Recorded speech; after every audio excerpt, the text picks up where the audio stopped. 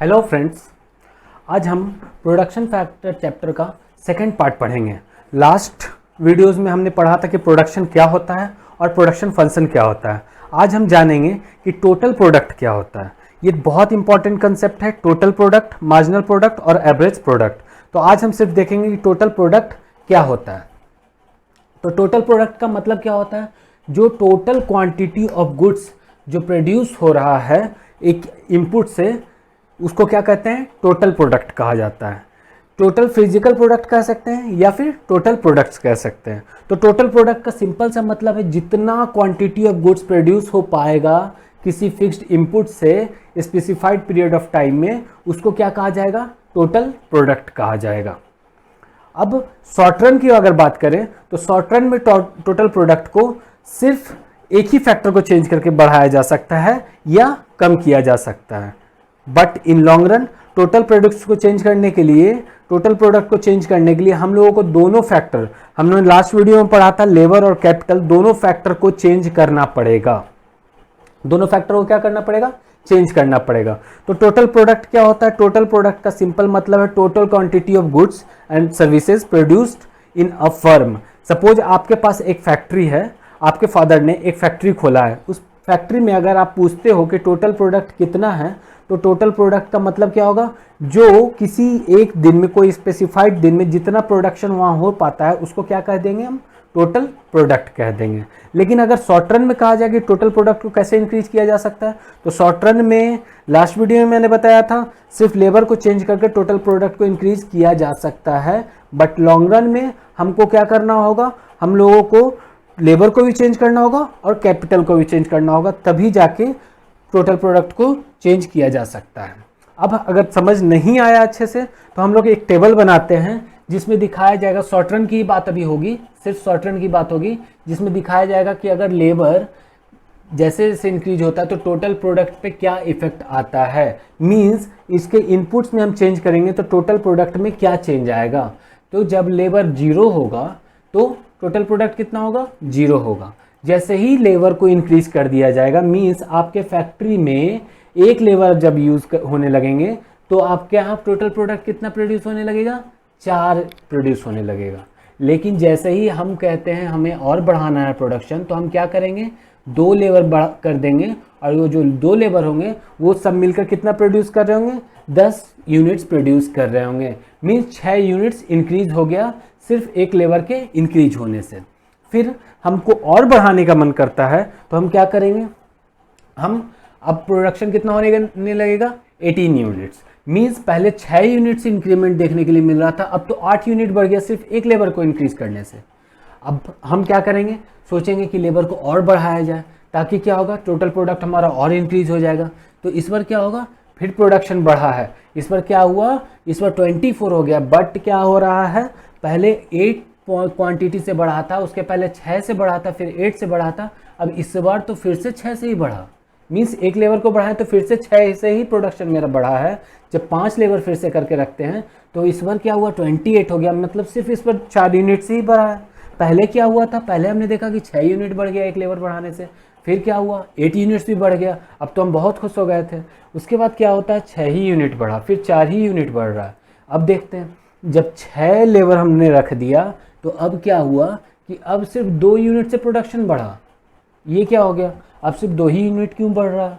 जैसे ही फिर हमने 7 रखा तो हमारा फिर से 30 का 30 ही रह गया। मतलब पहले 6 यूनिट पे भी हम 30 ही प्रोडक्शन कर रहे थे, 7वें पे भी हम 30 ही प्रोडक्शन कर रहे हैं। अब तो कुछ इंक्रीमेंट ही नहीं हुआ। फिर हमने सोचा चलो एक लेबर और लगा कर देखते हैं, इस बार तो कुछ बढ़ जाएगा। अब क्या हुआ? प्रोडक्शन कम हो गया। अब ऐसा क्यों हुआ? प्रोडक्शन कम कैसे हो गया? तो इसी केस को कहा जाता है टोटल प्रोडक्शन। टोटल प्रोडक्शन का जो कॉन्सेप्ट है यही बताता है कि जब स्टार्टिंग में यहाँ से यहाँ का केस जो देख रहे थे, यहाँ कितना इंक्रीमेंट हुआ? 4 का प्रोडक्शन में इंक्रीमेंट हुआ, 6 का इंक्रीमेंट हुआ, फिर 8 में हुआ। इट मीन्स इंक्रीजिंग रेट से इंक्रीज हो रहा था। पहले 4 बढ़ रहा था, फिर 6 बढ़ रहा था, फिर 8 बढ़ रहा था। इसको क्या कहा जा रहा है? इसी को कहा जाता है टोटल प्रोडक्ट जो है इंक्रीजिंग रेट से इंक्रीज हो रहा था। इस पॉइंट तक जब तक हमने 3 लेबर लगाया तब तक क्या हुआ? इंक्रीजिंग रेट से इंक्रीज हो रहा था। लेकिन फिर क्या होने लग गया? फिर क्या हो रहा था? अब सिर्फ 6 यूनिट से इंक्रीज हुआ, 4 यूनिट से इंक्रीज हुआ, 2 यूनिट से इंक्रीज हुआ।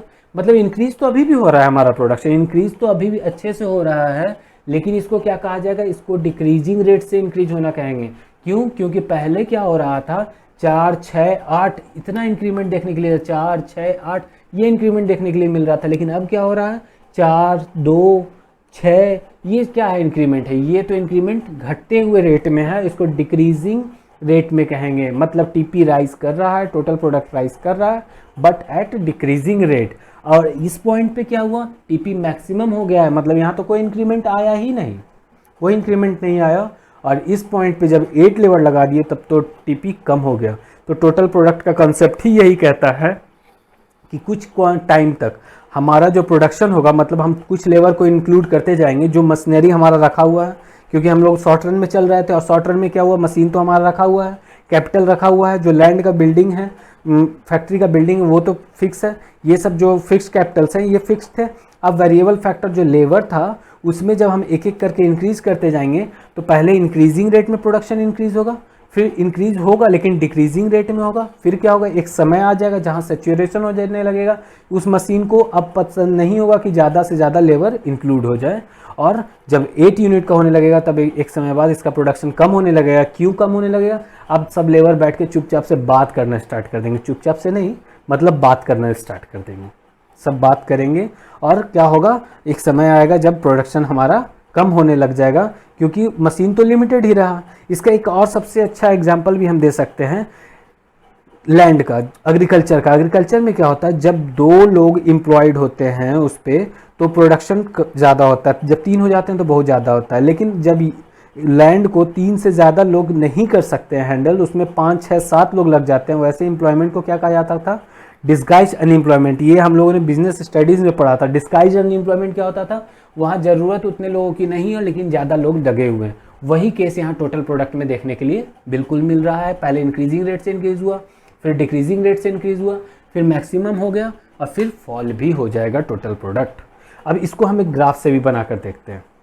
ग्राफ होगा, इस पर क्या होगा, यूनिट ऑफ लेबर, यहाँ लेबर को शो करेंगे 1, 2, 3 करके, ठीक है। वाई एक्सिस होगा, यहाँ हम क्या शो करेंगे, टोटल प्रोडक्ट को शो करेंगे। टोटल प्रोडक्ट किस लेबर से इंक्रीज हो रहा है, ठीक है। तो सबसे पहले ये लेबर हमारा फिक्स हो चुका है। जब 1 यूनिट लेबर था तो हम कितना प्रोडक्शन कर रहे थे, सॉरी जब 0 यूनिट लेबर यूज़ कर रहे थे तब कितना प्रोडक्शन हो रहा था, 0 प्रोडक्शन हो रहा था, जो कि पॉइंट यहाँ दिया गया। जब 0 यूनिट था, जब एक भी लेबर नहीं था, तो ऑब्वियसली प्रोडक्शन कहाँ से होगा, प्रोडक्शन नहीं हो सकता है।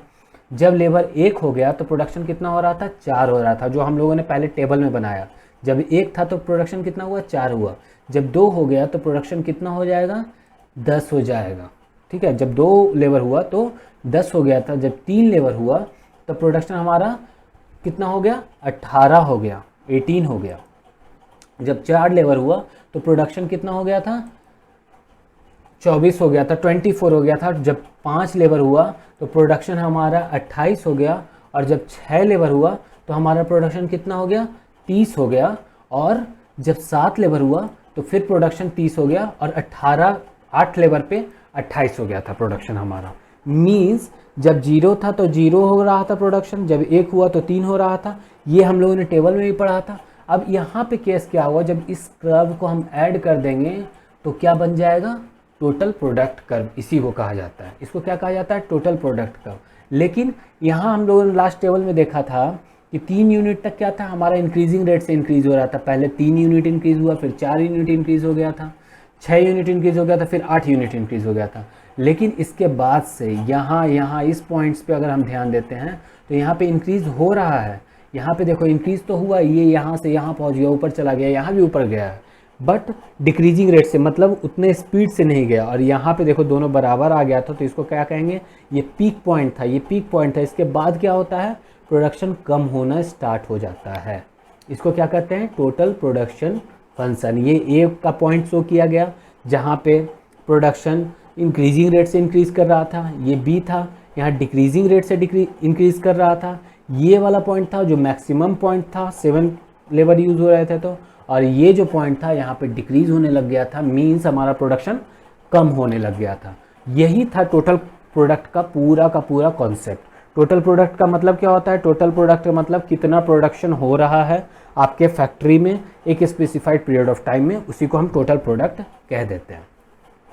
अब हम अगले वीडियोस में भी पढ़ेंगे कि मार्जिनल प्रोडक्ट क्या होता है और एवरेज प्रोडक्ट क्या होता है, वो भी बहुत इंपॉर्टेंट टॉपिक है।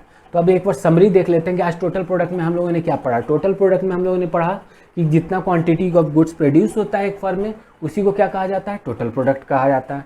टीवी कर्व जो होता है, टीपी कर्व जो होता है, वो स्टार्ट कहाँ से होता रहा था? ऑरिजिन से स्टार्ट हो रहा था। ऑरिजिन से क्यों स्टार्ट हो रहा था? जब जीरो लेबर था भाई, जब जीरो लेबर था तो प्रोडक्शन भी तो जीरो होता था, इसलिए ये कर्व कहाँ से स्टार्ट हो गया था? जीरो से स्टार्ट हो गया था और इंक्रीज कर रहा था इंक्रीजिंग रेट से। उसके बाद क्या हुआ था? फिर डिक्रीजिंग रेट से जाने लग गया था और एक मैक्सिमम पॉइंट आया था, और मैक्सिमम पॉइंट के बाद क्या होने लगा था? टोटल प्रोडक्ट कर्व फॉल करने लग गया था, कम होने लग गया था। इसलिए इससे हम लोगों ने क्या सीखा टोटल प्रोडक्ट से? कि ज़्यादा यूनिट वेरिएबल फैक्टर का एम्प्लॉयड होगा तो इसका मतलब ये नहीं है कि हमेशा टोटल प्रोडक्ट आपका इंक्रीज होते रहेगा। एक टाइम बाद डिक्रीजिंग रेट से होगा, फिर वहीं पे आके सैचुरेशन पॉइंट होगा और उसके बाद क्या होगा? प्रोडक्शन का आपका कम होने लग जाएगा। आज के लिए बस इतना ही, इससे ज़्यादा आज पढ़ते तो वीडियो लंबा हो जाता। नेक्स्ट वीडियो में हम लोग देखेंगे मार्जिनल प्रोडक्ट क्या होता है और एवरेज प्रोडक्ट क्या होता है। वो इससे भी ज़्यादा इंटरटेनिंग वीडियो होने वाला है। अगर अच्छा लग रहा है वीडियो तो सब्सक्राइब ज़रूर कीजिएगा और लाइक शेयर भी ज़रूर कीजिएगा। Thank you very much.